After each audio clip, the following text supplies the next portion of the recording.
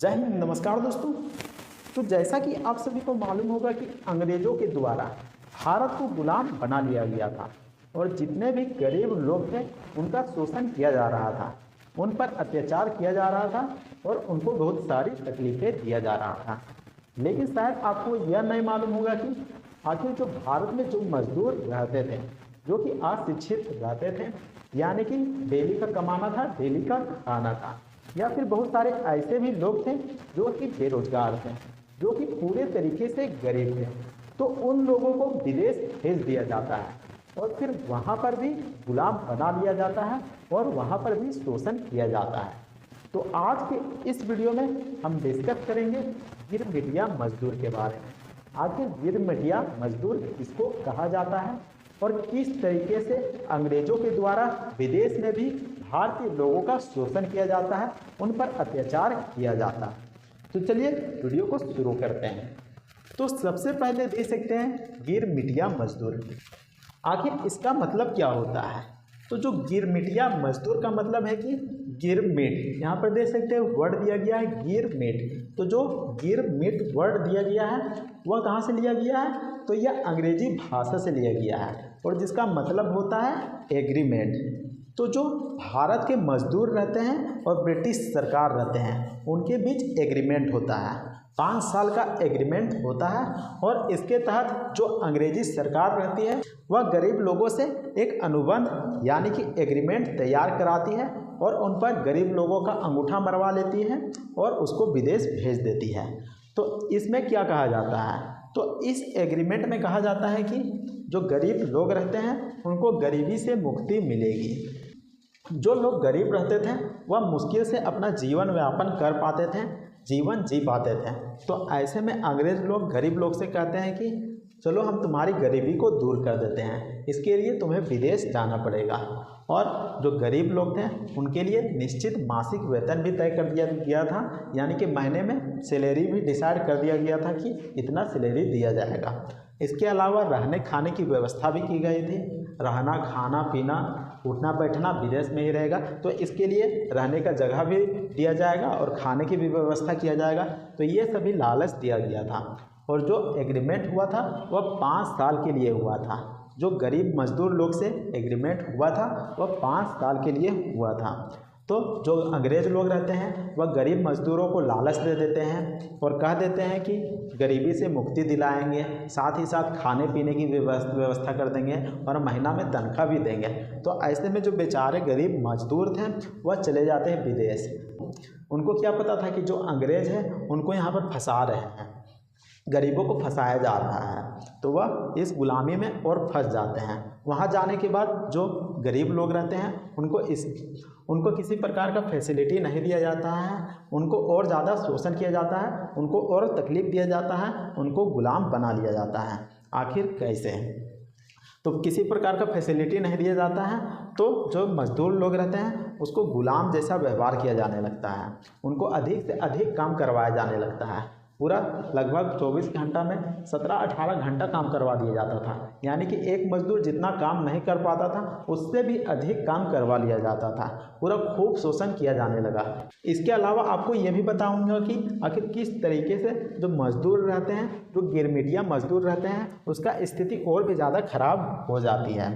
तो आपको बता दूं कि 5 साल तक ले तो जो मजदूर रहते थे वह एग्रीमेंट के तहत अपने मालिक का काम करते थे, लेकिन 5 साल होने के बाद वह इस लायक नहीं बचते थे कि वो वापस विदेश से भारत आ पाएँ। उसके लिए पैसा का ज़रूरत पड़ता था, तो उतना पैसा नहीं रहता था, उन मजदूर के पास पैसा ही नहीं होता था जिससे कि वापस वह विदेश से भारत आ पाए।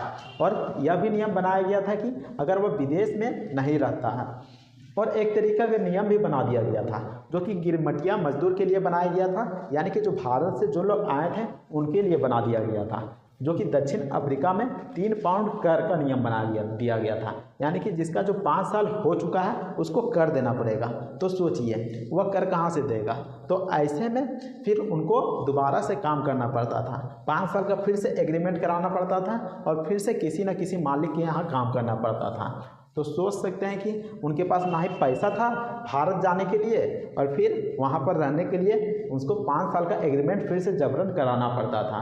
5 साल कम से कम किसी ना किसी मालिक के पास रहना पड़ता था। तो यहाँ पर टर्म एंड कंडीशन इतना भयानक रखा गया था कि जो मजबूरन मजदूर को या तो 5 साल काम करना पड़ेगा, पूरा गरू गधा के जैसा पूरा काम करना पड़ता था, या फिर भारत जाने के लिए उसके पास पैसे नहीं थे। तो ऐसे में मजदूर का जो स्थिति रहता है वह बहुत ही ज़्यादा खराब हो जाता है, वह गुलाम और दास बन जाते हैं। जो मालिक करता था वे मजदूर करते थे। अब देखिए, जो मालिक रहते थे वह उन पर अत्याचार करते थे, उनको प्रताड़ित करते थे और शोषण भी किया जाता था। आखिर कैसे? तो मान लीजिए कि कोई गुलाम को कहा जाता, कोई जो नौकर रहता था, जो मजदूर रहता था, उसको काम करने के लिए कहा जाता था, लेकिन देखता था कि मालिक कि वह काम नहीं कर पाया है या फिर इतना सा ही किया है, तो उसको मारा जाता था, पीटा जाता था, साथ ही साथ प्रताड़ित भी किया जाता था, और जो औरत रहता था उसका यौन शोषण भी किया जाता था। तो इस तरीके से मजदूरों का जो दुर्दशा रहता है वह विदेश में खराब होने लगा था। इसके अलावा जो मजदूर रहते हैं उसको विवाह में भी पाबंदी था, यानी कि जो मजदूर लोग रहते थे वह बिना पूछे विवाह नहीं कर सकते थे, शादी नहीं कर सकते थे।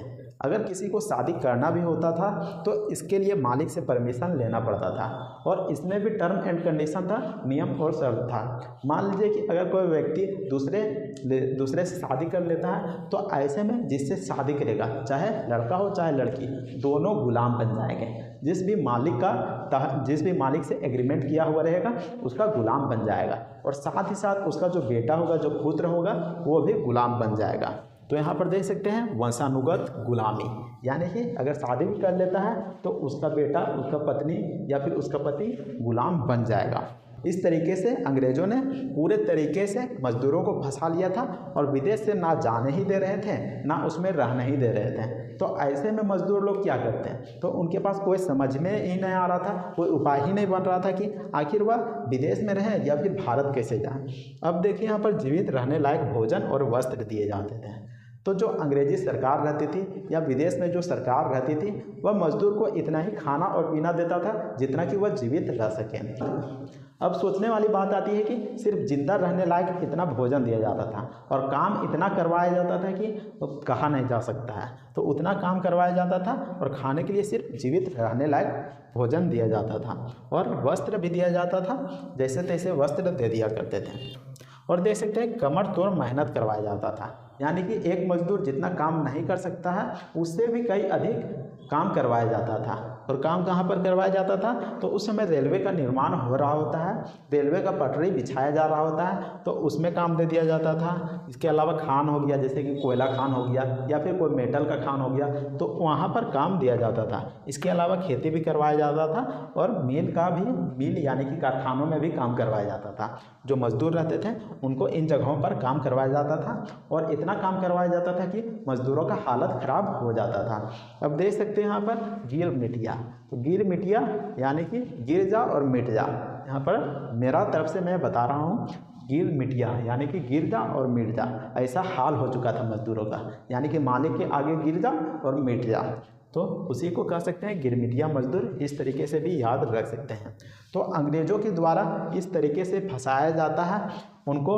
यहाँ पर शुरुआत में लालच दिया जाता है कि मैं ये करूँगा वो करूँगा, गरीबी से मुक्त कर दूँगा, रहने का जगह दूँगा, खाना दूँगा, पीना दूँगा, इसके अलावा मासिक वेतन भी दूंगा। तो इस तरीके से मजदूर जो रहते हैं वह लालच में फंस जाते हैं और फिर विदेश चले जाते हैं, और वहाँ जाने के बाद और भी भयानक टाइप से फंस जाते हैं और गुलामी में ही उनकी ज़िंदगी कट जाती है। साथ ही साथ उनके जो बाल बच्चे भी होते हैं वह भी गुलाम रह जाते हैं। तो उम्मीद करते हैं कि आपको समझ में आ गया होगा कि आखिर गिरमिटिया मजदूर किस तरीके से विदेश चले जाते हैं और वहाँ जाने के बाद अंग्रेज़ों के द्वारा प्रताड़ित किए जाते हैं। अब देखिए, जो गिरमिटिया प्रथा चल रही होती है तो उसके खिलाफ महात्मा गांधी जैसे नेता आते हैं। महात्मा गांधी हो गए, गोपाल कृष्ण गोखले हो गए, मदन मोहन मालवीय हो गया, सरोजनी नायडू हो गया। तो ये सभी जो महान नेता रहते हैं, जो कि महान समाज सेविका रहते हैं या फिर महान व्यक्ति रहते हैं, तो इन्हीं के द्वारा गिरमिटिया प्रथा को समाप्त करने में योगदान रहता है। यही लोग जोर लगाते हैं, ताकत लगाते हैं और बहुत सारे रैलियाँ किया जाता है, विद्रोह किया जाता है, अंग्रेजी सरकार के खिलाफ विरोध प्रदर्शन किया जाता है और तब जाके गिरमिटिया प्रथा का अंत होता है। तो उम्मीद करते हैं कि आपको समझ में आ गया होगा कि आखिर गिरमिटिया मजदूर कौन थे और गिरमिटिया प्रथा क्या था। तो उम्मीद करते हैं आपको ये वीडियो पसंद आया होगा, तो वीडियो को लाइक जरूर कीजिएगा और चैनल को भी सब्सक्राइब जरूर कर लीजिएगा। तो मिलते हैं नेक्स्ट वीडियो में, तब तक के लिए जय हिंद, वंदे मातरम।